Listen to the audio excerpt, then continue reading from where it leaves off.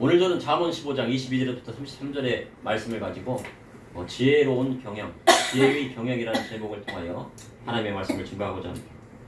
사람이 이 세상에 태어나 성장하고 어른이 되어 자기 집을 세우는 것만큼 복된 것이 없습니다. 보통 세상에서는 자기 집을 가진다고 할 때는 땅을 사서 그 위에 철근을 세우고 덮부집을 만든 다음에 거기다가 콘크리트를 부어서 자기 소유로 된 집을 만든다고 생각을 합니다. 서울의 아파트도 최근 20층 이상 높이 세우지만 아파트 한 채에 대한 땅의 비율이 있습니다. 아파트 한 채에 대한 평수보다 작은 땅을 분양받게 됩니다. 그래서 아파트 한 채를 사면 법적으로 지정된 만큼의 땅을 소유할 수 있게 되는 것입니다. 최근에는 땅을 임대해주고 건물만 사는 형태의 분양도 나오고 있다고 합니다. 그래서 그것을 반값 아파트라고 합니다. 땅에 대한 임대료는 내고 건물은 자기 것이 되는 것입니다.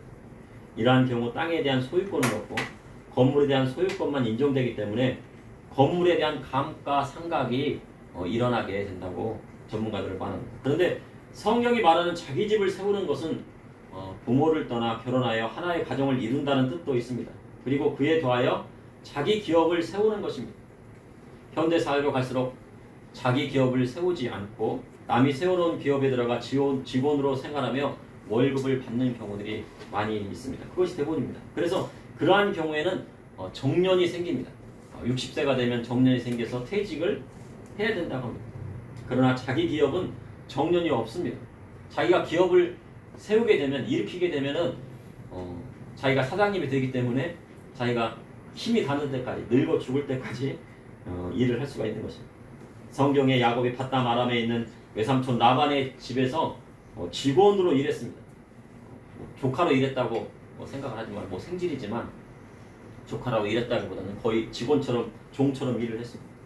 그리고 그 대가로 레아와 라헬 두 아내를 얻게 되고 그리고 그들의 여종도 얻게 됩니다. 그러나 야곱은 14년 동안 열심히 일했지만 라반의 직원으로 열심히 일하는 것입니다.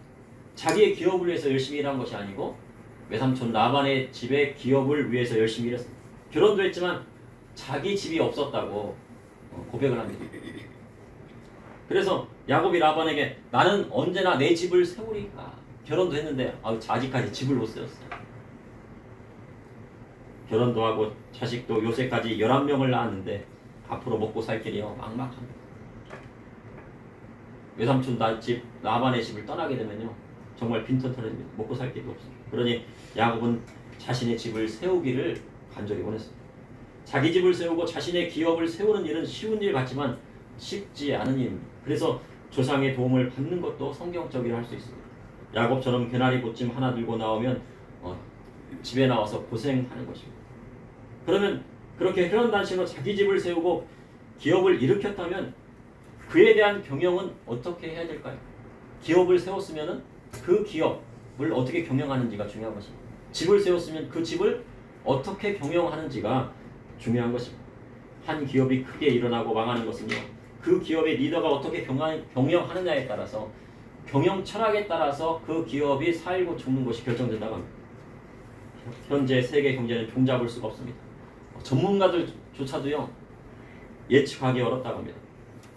어떤 전문가들은 이렇게 경제를 예측하기 어렵기 때문에 만약 투자를 한다면 여러 가능성을 두고 분산 투자를 해야 한다고 합니다.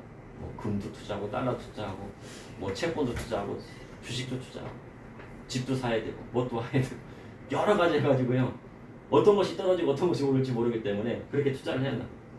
그래서 경제 전문가 중에는요 이 경제는 생물이다라고 이야기를 합니다.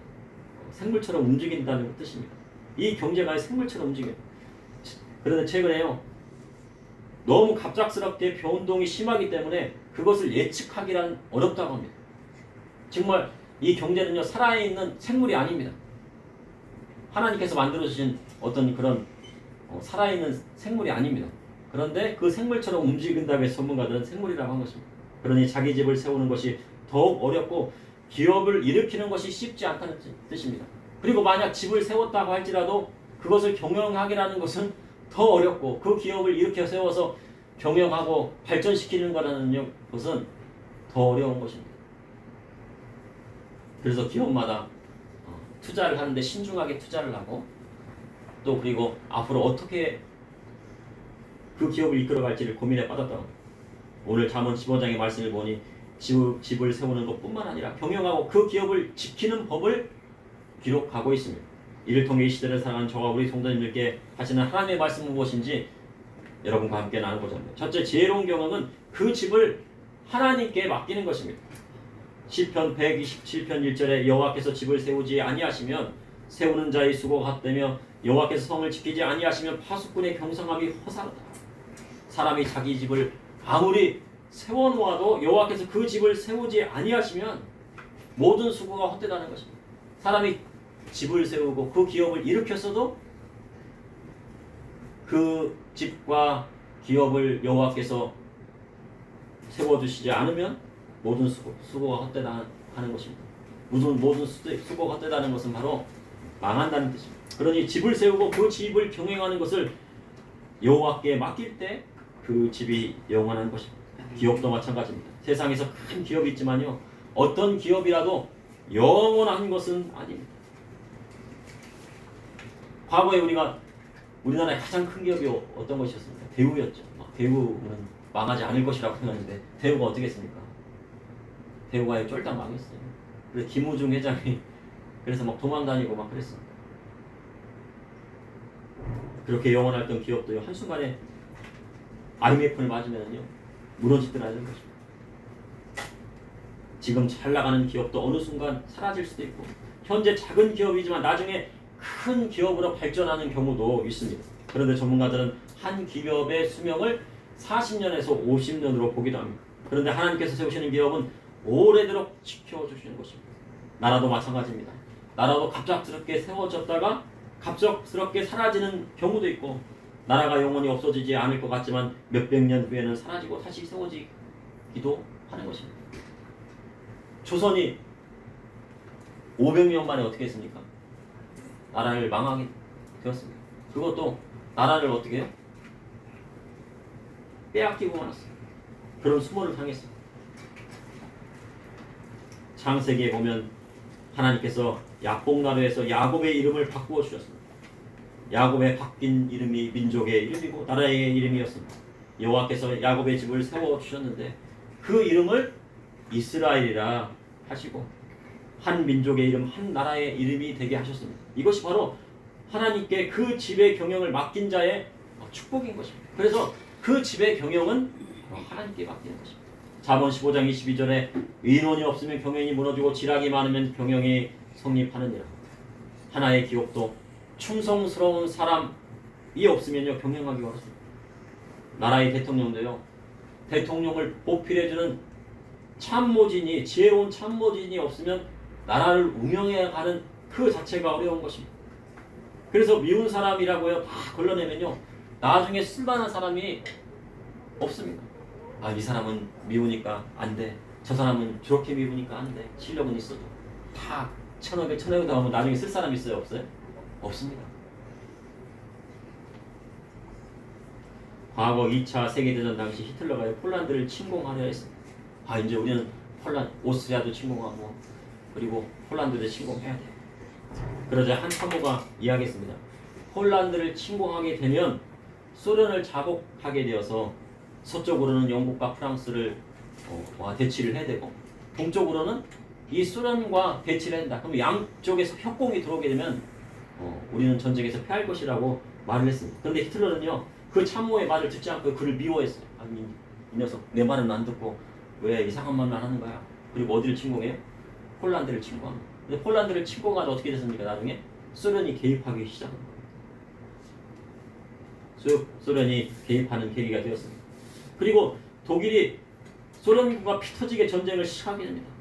그런데 히틀러는 지금의 우크라이나 지역을 점령하고 지키라고 장교에게 말합니다. 너는 이곳에서 죽든지 살든지 간에 이곳만 지키고 있어. 그랬더니 그 장교가 뭐라고 하냐면요.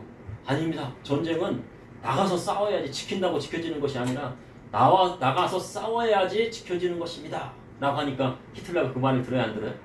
안 듣습니다. 그거 지키려고 하니까 지켜집니까? 안 지켜지죠. 점령지는 지킨다고 지켜지는 것이 아니라 적과 싸우러 나가야 지켜진다는 것입니다. 그러나 히틀러는 장교의 말을 듣지 않았습니다. 그로 인해 히틀러는요 전쟁에 패하고 말았습니다. 기업의 경영도 마찬가지입니다. 돈은 사람이 벌어다 주는 것입니다. 그리고 그 기업이 성장하는 것은 직원들을 어떻게 쓰느냐에 따라 달려 있습니다. 잠언 31장의 현숙한 여인에 대한 말씀이 잠언 끝에 나옵니다. 왜 그러면 잠언 끝에 현숙한 여인에 대한 말씀이 나와 있을까요? 잠언에 나오는 지혜는요 히브리어로 호크마입니다. 그래서 지혜는 여성형입니다. 히브리어에는 남성형이 있고 여성형이 있는데 이 지혜는 여성형입니다. 그러니까 지혜는 어디에서 오는 거예요? 지혜는 하나님께 오는데 그래서요 아담을 위해서 하와를 씌우셨는데 하와는 이 아담의 어떤 역할을 하는 겁니까? 보필하는 역할을 하는 겁니다. 보필한다는 건 돕는다는 건요 지혜가 없이는 할 수가 없습니다. 대통령 옆에 참모진이 있는데요 그 참모진이 지혜가 있는 사람이야지 제대로 된 나라의 운영도 되는 것입니다. 그러니 집안도 마찬가지입니다. 남편 옆에 지혜로운 아내가 있으면 어떻게 해요? 그 집안의 경영이 잘 되는 것입니다. 그래서 집안의 최고의 경영은요 아내에게 있습니다. 집안의 최고의 경영은요 남편으로의 아내의 말을 잘 들어주는 거예요. 아내의 말을 잘 들어주면 집안이 평안하고 행복해집니다. 그리고 잠언 31장 15절에 16절에 밤이 새기 전에 일어나서 자기 집안 사람들에게 음식을 나누어 주며 요정들에게 일을 정하여 맡기며 밭을 살펴보고 사며 자기의 손으로 번 것을 가지고 포도원을 일구며 집안의 경을 남편과 상의하여서요 집안을 일으키게 되는 거예요. 집안 사람들에게 음식을 나눠줍니다. 왜요? 아침부터 이 음식을 나눠야지 밖에 나가서 일을 하죠. 그 요동들에게 일을 맡겨서요 너는 이거 하고 너는 저거 해. 그리고 밭을 막 살펴봐요. 야 여기 목이 좋은데 이 밭은 꼭 사야 돼. 우리 집 옆에 있잖아. 우리 집 옆에 밭을 사면은 어떡하 밭은 어디다 사야 됩니까? 집 옆에 사야 됩니다. 왜냐면요 집 옆에다가요 거기다가 상추 뿌리면 상추 뜯어다 먹고 배추 뿌리면 밭을 막 쫙씩 한 1km 먼 곳에다가 사놓으면 어떻게 해요? 야채를 심어놔도요 거기 갔다가 오기가 힘들어요. 그러니까 저기 마트에 가서 사 먹지. 밭을 살펴보고요 아 좋은 자리가 나면 삽니다. 그리고 자기 손으로 번 것을 가지고 포도원을 이룬다고 성경은 기록하고 있습니다. 그런데 인원이 없으면 경영은 무너지고 지략이 많으면 경영이 성립한다고 성경은 기록하고 있습니다. 인천 상륙작전 당시 대부분 사람들이 인천 상륙작전에 대해서 반대를 했습니다. 당시 사람들은 상륙작전 하기에 가장 적합한 곳은 군산이라고 합니다. 군산 아시죠? 저기 익산 옆에 군산, 전국 위에 군산이 있죠.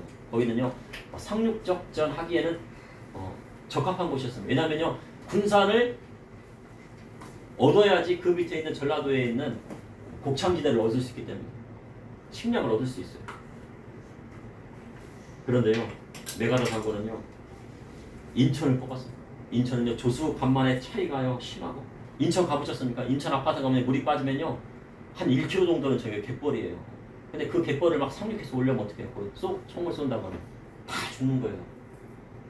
잘못 상륙작전했다는 부대 전체가 다 끝나고 상륙작전 끝나고 나라도 끝나는 것입니다. 그런데 메가더 장군은 어디를 택했습니까? 군산을 택했습니까? 인천을 택했습니까? 인천을 택했죠. 다들 불가능하다고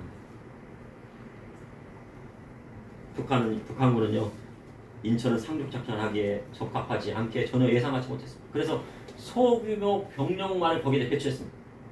그래서 1950년 9월 15일에 메가더 장군은 유엔군과 국군이 상륙작전을 해가지고 성공시킵니다.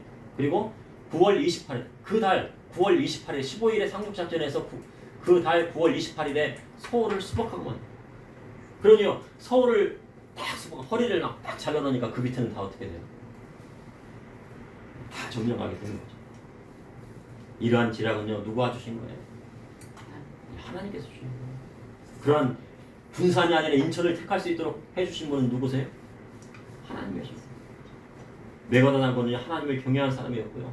예수님을 잘 믿는 사람이었어요. 만약에 이 남한 땅이요, 북한군의 손에 딱 들어가되면요, 우리나라에 있는 50만의 그 기독교인은 다 죽고 마는 거예요. 그 가족까지 다 숙청되는 거예요. 그리고 그의 연설에서요, 연설을 보면 신학을 논할 정도로 하나님의 말씀에 능통한 사람이었어요.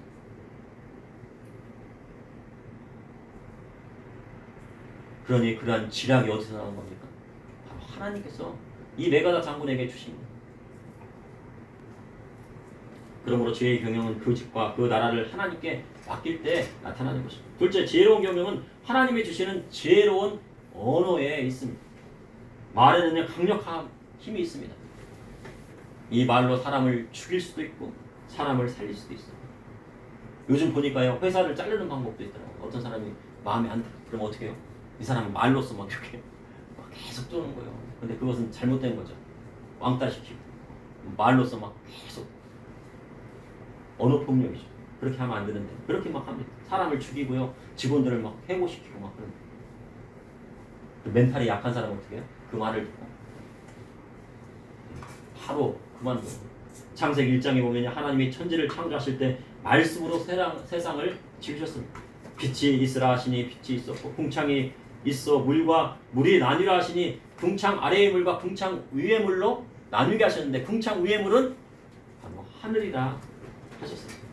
이 모든 것이 하나님의 말씀으로 이루어졌습니다. 그러니 사람이 말의 지혜를 얻으려면 그를 창조하신 하나님을 믿고 그분의 말씀대로 따를 때 하늘의 지혜가 오는 것입니다.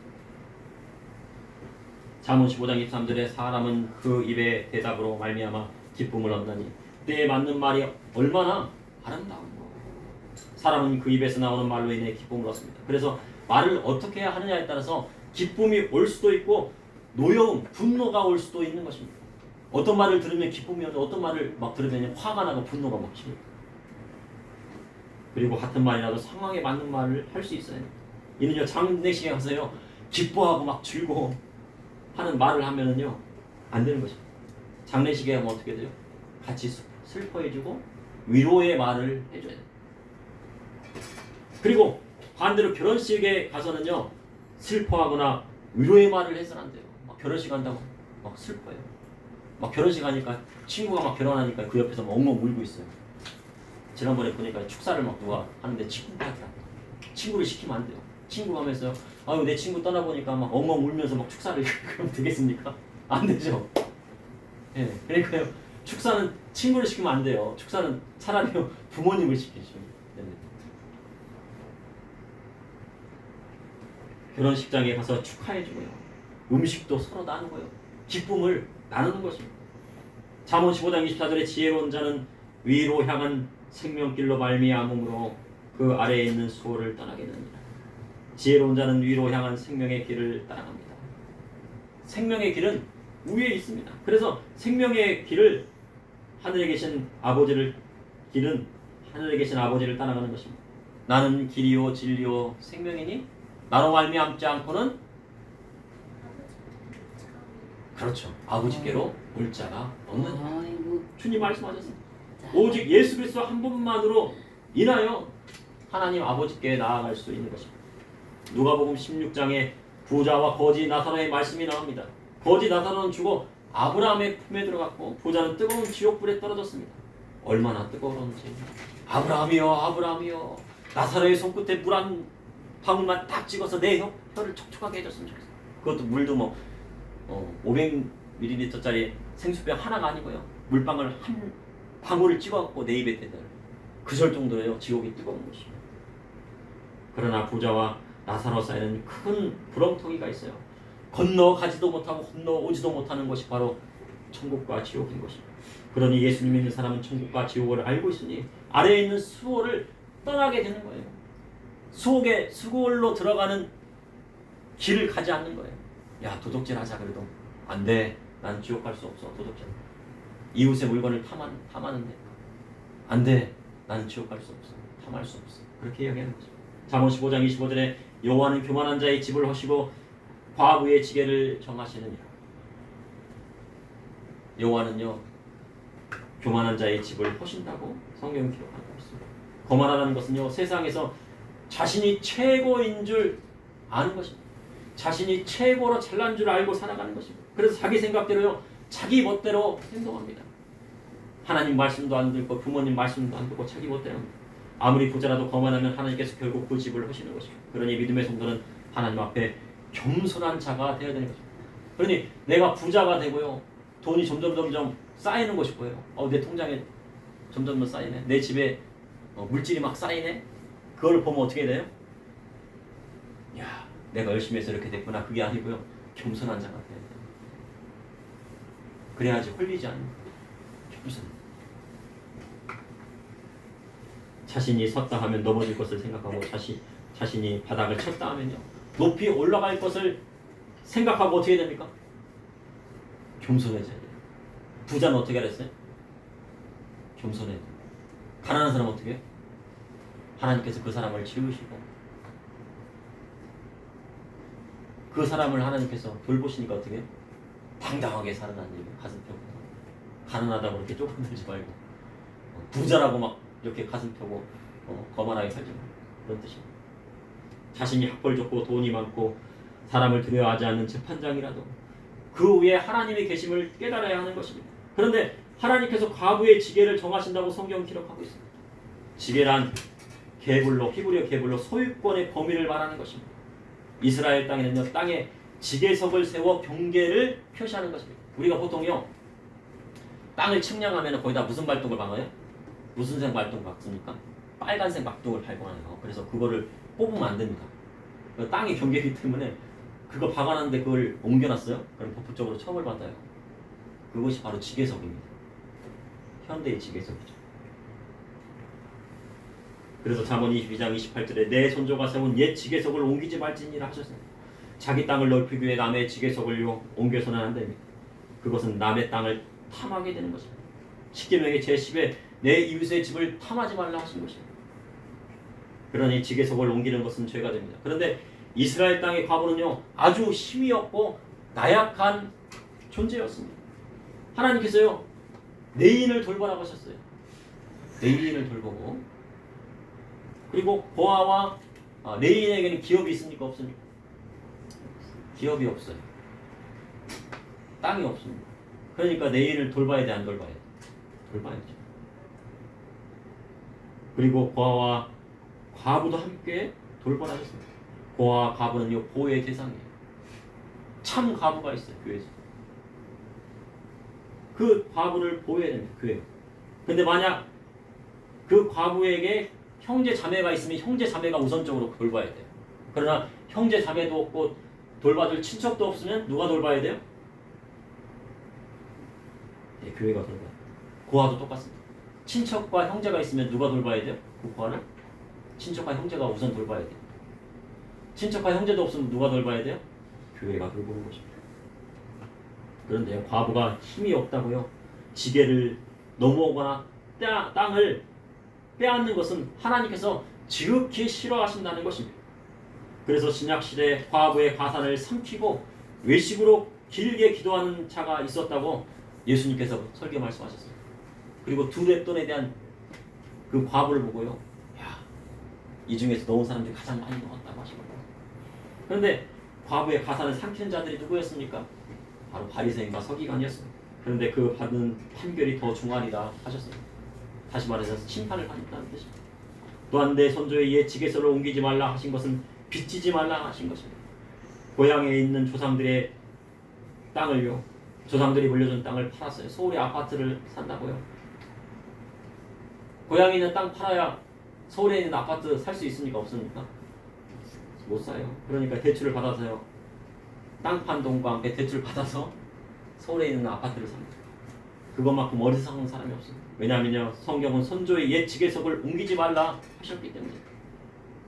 그러한 사람은요, 세계적인 경제 위기가 올 때 자기의 피난처가 될 손조의 땅을 팔았기 때문입니다. 그런데 어떤 분은요, 지게석을 옮기지 말라 하신 것을요, 교회를 옮기지 말라는 걸로 해석하는 분도 있어요. 야, 어떻게 지게석을 옮겨? 여기다 발톱 박았으면 이 교회에 평생 죽고 살아야지. 그러나요, 교회를 옮기고 안 옮기고는요, 자신이 결정한 문제입니다. 목사님이 옮기지 마세요, 옮기세요 할 수가 없습니다. 그것은요, 각 사람이 결정한 문제고 각 집안이 알아서 할 문제입니다. 설교자는 그것을 정해줄 명분이 없습니다. 이곳에 말씀이 좋으면 이곳에 있고, 저곳에 내 마음에 맞는 하나님의 말씀이 있으면 그곳으로 가고, 그리고 그곳에 가서 신앙생활 열심히 하면 되고요. 내 자녀가 교회를 세웠으면 어떻게 해요? 거기다가 그 교회 가갖고 11조하고 돕는 것이 형제된 도리고 집안된 사람의 도리인 것입니다. 집안에서 목회자 한 명이 나왔으면 어떻게 합니까? 누가 도와야 돼? 형제, 자매, 친척들이 도와야 돼. 그리고 그를 세워줘야 돼. 그래야 할 때 하나님께서 기뻐하십니다. 잠언 15장 28절에 악한 꾀는 여호와께서 미워하시나 선한 말은 청결하니라. 그러니 지혜로운 경영은요, 하나님께서 기뻐하시는 일, 하나님 앞에 영광 돌리는 일, 그리고 선한 말을 통해서 이루어지는 것입니다. 셋째, 지혜의 경영은 하나님과 사람 앞에 정직할 때 이루어집니다. 잠언 15장 27절에 이익을 탐하는 자는 자기 집을 해롭게 하나 뇌물을 싫어하는 자는 살게 됩니다. 이익을 탐하는 자는 자기 집을 해롭게 한다고 성경은 기록하고 있습니다. 우리나라 사람들은 과거에 장사하는 것을요 천하게 여긴 적도 있습니다. 그래갖고 장사하는 사람을 뭐라 그래요? 상놈이라고 해요.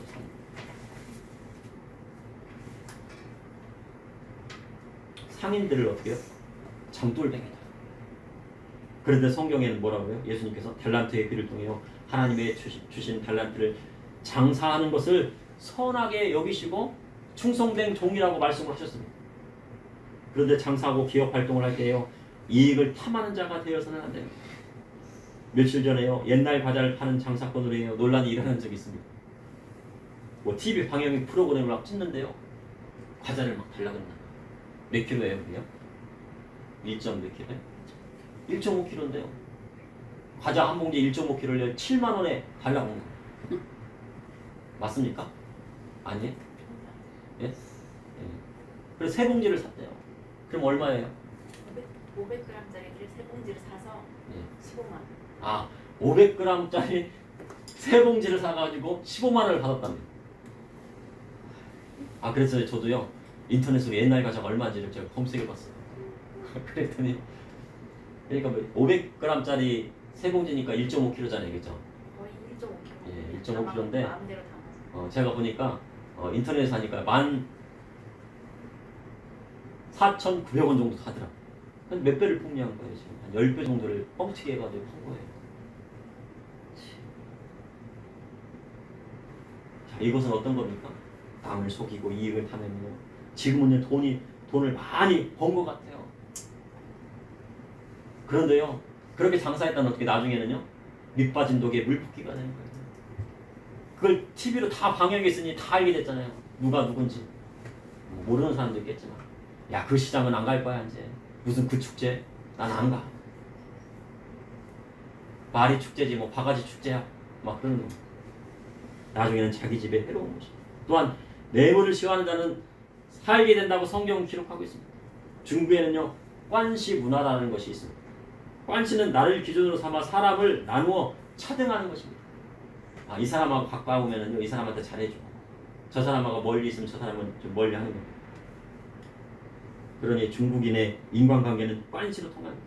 관시를 주는 사람은 나를 돕는 자라고 해서 우대해주고요, 관시를 안 주는 사람은 기업하기가 어렵다. 그러니까 우리나라 사람들이 이제 중국에 가서요, 기업을 딱 차리면 그 옥에 있는 그 당원들이 와가지고, 공산당원들이 와가지고 뭐라고 해요? 관시 달라고 해요, 관시. 관시를 안 주면은 어떻게 해요? 기업 못하게 해요. 괴롭혀. 관시를 주면 어떻게 해요? 기업을 할 수 있더라고요. 중국의 공산당 간부들의 급료는요, 얼마 되지 않는다고 합니다. 그래서요, 어떤 일을 눈 감아 주고 관시를 받기도 하는 거예요. 공안인데 그 급료가 얼마 안 돼요. 그러니까 관시를 해야만이 자식도 키우고 먹고 살 수 있는 거예요. 그래서 자동적으로 뇌물을 받는 것이 관행이 되었습니다. 공견하는 사실이었습니다. 그러나 중국 공산당에 딱 들어가면요 어느 줄행가는 잘 써야 돼요. 줄을 잘 서는 줄을 잘못 서면 어떻게 됩니까? 그것이 뇌물이 되어 죽게 되는 거예요. 그래서 뇌물을 시원한 자는 살게 된다고 성경은 기록하고 있습니다. 아무리 대법관이라도 검사고 판사라도 뇌물 받으면 결국은 망하게 되는 것입니다. 그래서 믿음의 성도는 다니엘처럼 하나님과 사람 앞에 정직한 사람이 됩니다. 그래야 할 때 하나님께서 그를 높여주시는 것입니다. 잠언 16장에 여호와께서 악인을 멀리하시고 의인의 기도를 들으시느니라. 하나님께서 악인을 멀리하십니다. 이는 주께서 악을 행하는 자를 싫어하시기 때문입니다. 그러나 선은 행하는 자를 사랑하십니다. 그래서 그리스도의 복음의 말씀대로 살아가는 자의 기도를 들으시고 응답하여 주시는 것입니다.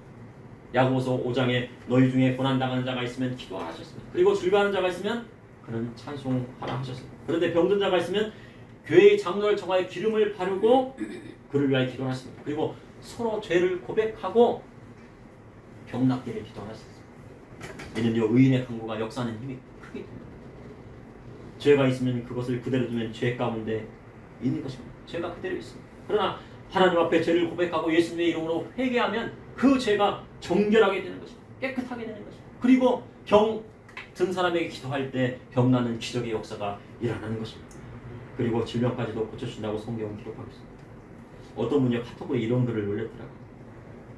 그래서 이거는 좀 세상적인 말이지만 그래도 좀 공감이 되는 부분이 있어서 말씀드리겠습니다.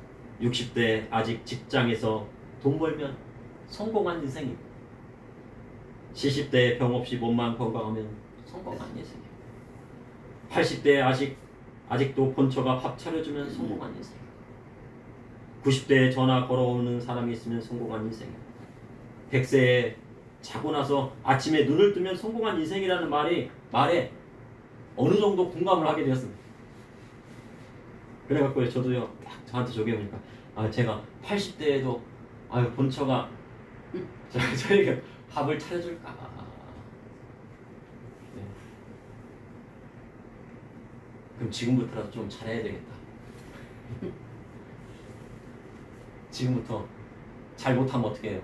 80대 구박받고 그 새끼 다 먹으면 뭐라고 그래? 삼식이라고 그래갖고 쫓겨난다고 그래. 그것이 생각나더라고요. 그런데요 80대, 80세, 100세까지 인생의 경을 이끌어 주시는 분이 누구십니까? 바로 우리 하나님이십니다. 그러니 하나님 앞에 정직한 사람은요 지혜의 경영을 얻게 되는 것입니다. 그리고 잠언 15장 33절에 여호와를 경외하는 것은 지혜의 훈계라 겸손은 존귀한 길잡이니라 하셨습니다. 그러므로 지혜로운 경영은 그 집을 하나님께 맡기는 것입니다. 그리고 지혜로운 경영은 하나님이 주시는 지혜로운 언어에 있습니다. 또한 지혜로운 경영은 하나님과 사람 앞에 정직할 때 이루어집니다. 그러니 여호와를 경외하는 것은 지혜의 훈계라 겸손은 존귀한 길잡이입니다. 다 같이 합독하시겠습니다. 잠언 15장 33절 말씀. 여호와를 경외하는 것은 지혜의 훈계라 겸손은 존귀의 길잡이니라. 사랑의 주님 오늘도 감사합니다. 오늘 늦은 저녁까지 금요일 예배로 나아가게 하여 주시고 하나님 말씀 듣게 하여 주시고 찬양하게 하여 주시고 기도로 주님 앞에 나가야 할 싸우니 주님 감사합니다. 우리의 기도에 응답하여 주시고 주님 우리의 찬양에 하나님이 영광 받아 주시고 오늘 주신 하나님의 말씀대로 이 세상을 살아가게 하여 주셨습니다. 세상에 나가서도 존귀한 자가 되게 하여 주시고 여호와의 말씀과 여호와의 훈계와 그리스도의 복음의 말씀을 따라 살아감으로 말미암아 주님 이 세상에서 뿐만 아니고 하늘나라에까지 하나님 나라의 유업을 받는 저와 우리 성도님 다 될 수 있도록 인도하여 주옵소서. 예수님의 이름으로 기도합니다. 아멘.